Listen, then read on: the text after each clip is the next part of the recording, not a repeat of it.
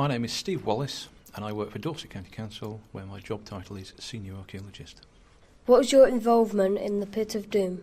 The County Council was paying for the archaeological work and all the other building work on the Weymouth Relief Road, and my job was to ensure that the archaeological work was being done properly. And I was also involved in what we call the outreach afterwards, which was helping to explain to people all about the finds, including the Pit of Doom, that were made during the work.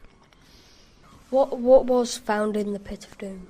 In the pit itself, there were the torsos, that's the bodies, of 54 mostly young males, which we now know came from Scandinavia, and we now know that from the dates that they were probably Vikings, together with 51 skulls.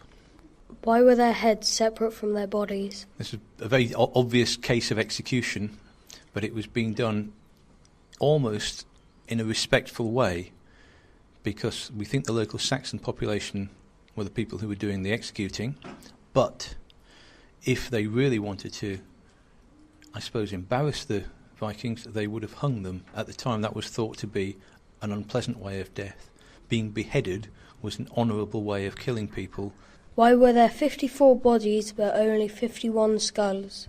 A very good question. We're not absolutely sure, but the skulls are clearly separate from the bodies and may have been placed into the pit later. The adjacent road was a sort of place which was very good to put at public displays, and it's quite possible that the local Saxons displayed the heads, possibly on stakes, as a warning to passers-by, to tell everyone else what had happened, and that possibly some of those heads were lost. They could have been taken away by buzzards or other birds, something like that. Or it could be that one or two people of a slightly gruesome nature took them as trophies. Can you tell from their bones how they were killed? Yeah, their heads were cut off. It's the obvious answer. But when you look at the other bones, there's nothing else that could have been bad enough to have killed them. So it's not like they died from other reasons and then their heads were cut off later. It's pretty obvious that their heads being cut off was what killed them. I have found out that one of the Vikings had his hands cut off. Why might that have happened? Because this was a very unpleasant process all round, with people struggling, and it seems like the Vikings were not tied up.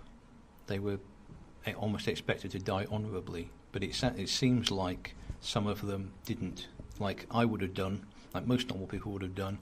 A lot of them were panicking, and therefore, as blows were coming down from the Saxons who were executing them, they were putting their hands up to try and protect themselves.